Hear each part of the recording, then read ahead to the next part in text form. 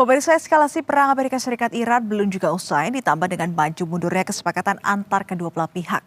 Lalu bagaimana kelanjutan diplomasi untuk berdamai dan gencatan senjata? Sudah bergabung di Berita Satu Sore secara virtual pengamat Timur Tengah Universitas Indonesia, Yon Mahmudi. Selamat sore, Pak Yon. Selamat sore, ya.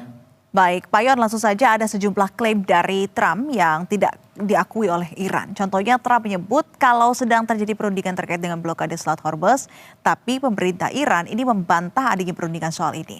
Apa yang sebenarnya yang ingin ditunjukkan oleh Trump? Ya, kalau kita lihat secara umum berkaitan dengan Trump, teorinya itu kan adalah apabila suatu pihak ya tidak nyaman atau tidak menyetujui, tidak merasa senang ya dengan hasil suatu perundingan, maka ya kembali kepada berperang. Dan ketika berperang tidak mencapai tujuan yang diinginkan, maka tentu akan kembali lagi kepada perundingan. Nah, sikap seperti ini saya kira dirasa oleh Iran sebagai kebijakan perilaku dari Amerika yang sering berubah-ubah dan dianggap sering mencederai ya perundingan kesepakatan yang ada. Maka ketika Trump mengatakan bahwa mengklaim ya dialog telah dibuka, maka tentu serta-merta Iran menolak, mengatakan bahwa tidak ada dialog yang dibuka, bahwa Iran tetap ya bersiap-siap menghadapi apapun yang terjadi di dalam hal peperangan. Saya kira menjadi persoalan adalah sikap dari Amerika yang selalu berubah-ubah dengan kesepakatan ya melakukan serangan militer kembali kepada perundingan sehingga itu tidak bisa dipegang oleh pihak Iran. Baik, Pak Yon, yang terbaru juga PM Israel Benjamin Netanyahu ini terbang ke Amerika Serikat untuk bertemu Trump. Keduanya akan membicarakan soal konflik Iran dan juga Gaza, di mana menurut Anda dengan pertemuan ini bagaimana Iran akan bereaksi?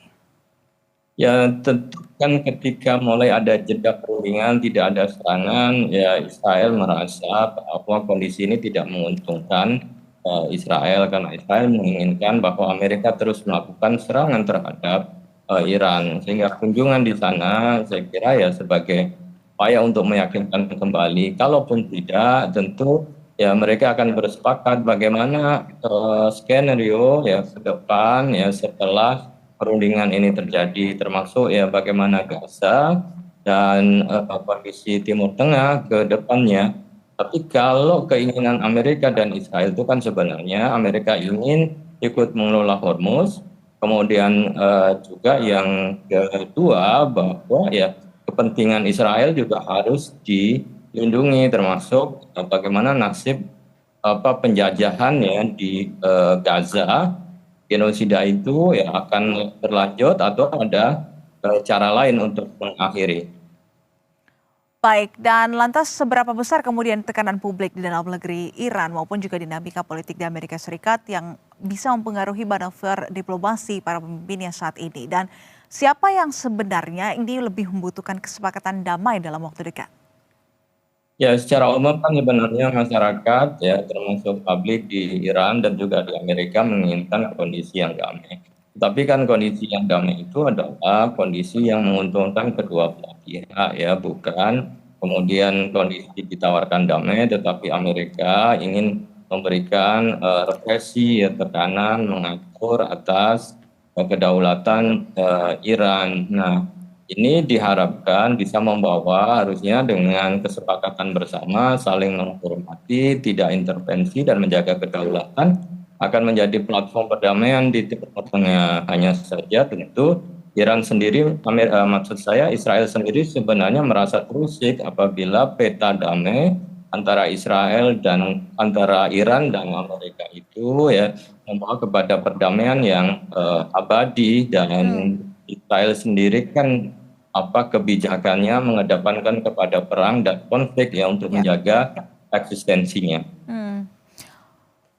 Nantinya jika perundingan terus mengalami kebuntuan dan seberapa besar kemudian ancamannya terhadap lonjakan harga minyak dunia, bagaimana juga Indonesia harus mengantisipasi dampak dari perang yang terjadi?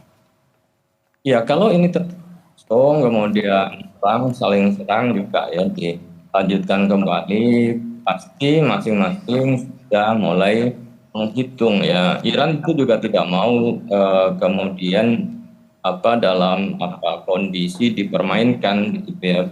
Serangan-serangan yang dilakukan pasti akan jauh lebih besar ya.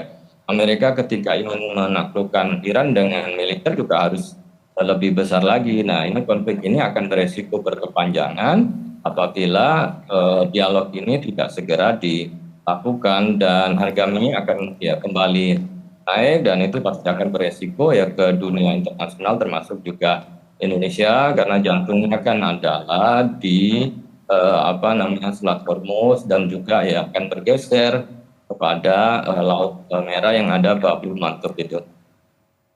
Baik, tentu kita harapkan kesepakatan damai dapat terwujud dalam waktu dekat agar tidak berdampak luas terhadap dunia internasional. Terima kasih sudah berbagi pandangan pada sore hari ini, Pak Yon Mahmudi, pengamat Timur Tengah Universitas Indonesia, dan selamat kembali melanjutkan aktivitas. Selamat sore, Pak Yon.